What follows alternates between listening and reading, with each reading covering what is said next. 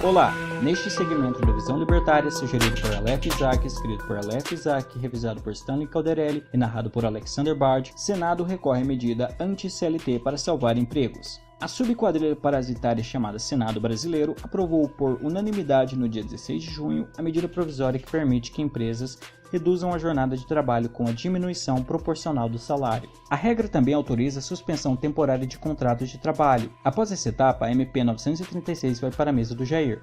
Aí ele poderá usar a caneta para sancionar ou vetar as mudanças feitas em relação ao texto original. O objeto da MP é preservar empregos e renda. Além disso, quer ajudar as empresas a enfrentar a crise econômica provocada pelas medidas autoritárias de travamento de atividades comerciais. Os lockdowns, que fez sofrer tanto os serviços classificados arbitrariamente como não essenciais. Essa iniciativa foi aprovada em sessão virtual. Pois é, os parasitas estatais estão parasitando em home office. Ela teve 75 votos a favor e nenhum contra. A MP está valendo desde o início de abril.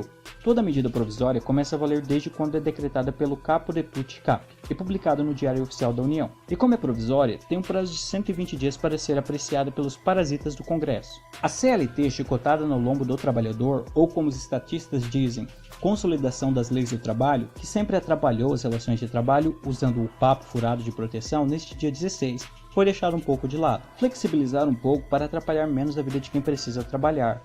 A gente aprende durante toda a nossa vivência no estatismo que deve seguir o Santo Evangelho de Getúlio Vargas e sua sagrada escritura, a CLT, mas ela não passa de um conjunto de normas altamente burocráticas, que, no discurso, é para melhorar a vida do trabalhador. Todos já ouvimos falar sobre a lei do salário mínimo, da jornada máxima de trabalho, do horário de almoço, das férias remuneradas e de tantos benefícios que o empresário malvado é obrigado a dar. Entretanto, apesar de tudo isso soar bacana, parecer algo do bem e bom para os mais pobres, o efeito é o contrário. Ela dificulta exatamente para quem é pouco qualificado, geralmente os mais pobres. Fica mais difícil para eles entrar ou se realocar no mercado de trabalho. As normas para contratar um funcionário, se forem seguidas na letra da lei, geram um custo de aproximadamente o dobro.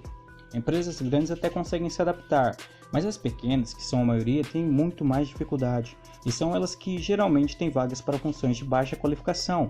Como elas têm faturamento baixo, ter um limite mínimo de remuneração e mais um monte de obrigações custosas acaba sendo pouco viável contratar.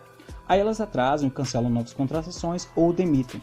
E ainda que alguém seja contratado sob a CLT, se um empregador precisa diminuir o tempo de trabalho por questões de custo ou de logística, a empresa não pode reduzir a remuneração. Tem que respeitar o salário mínimo.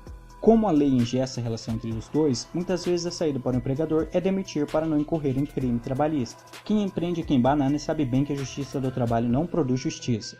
Foi criada para servir de instrumento de transferência de renda para a parte mais pobre. Já nasceu para dar vantagem ao funcionário e não necessariamente ser justa. Em momentos de recessão econômica ou de dificuldade específica da empresa, como a CLT não permite suspensão de contrato ou redução da carga de trabalho e remuneração para evitar uma demissão, o jeito acaba sendo demitir.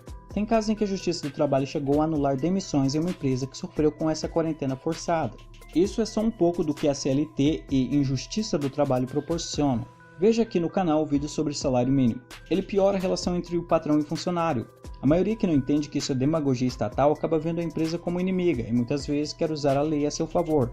Por isso a média salarial aqui é tão baixa, as empresas põem os custos de possíveis processos trabalhistas na conta dessa relação.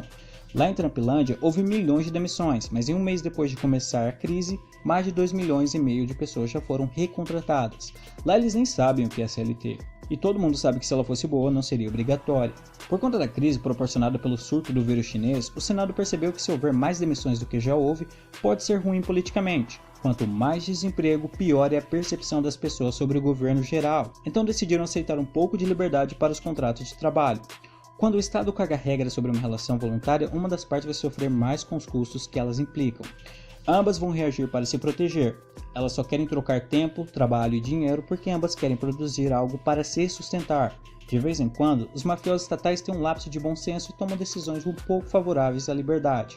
Não existe fórmula mágica. Nada funciona para todos. Criar leis coletivistas é sempre pior para todo mundo. O melhor é liberar tudo. Cada relação deve ser livre de interferências porque são somente as duas partes que sabem o que é melhor para elas. Felizmente, as novas formas de prestar serviço de transacionar dinheiro de verdade, criptomoedas, dão um papelzinho colorido digital obrigatório. Vai possibilitar que as pessoas anulem a interferência do Estado nas relações das pessoas.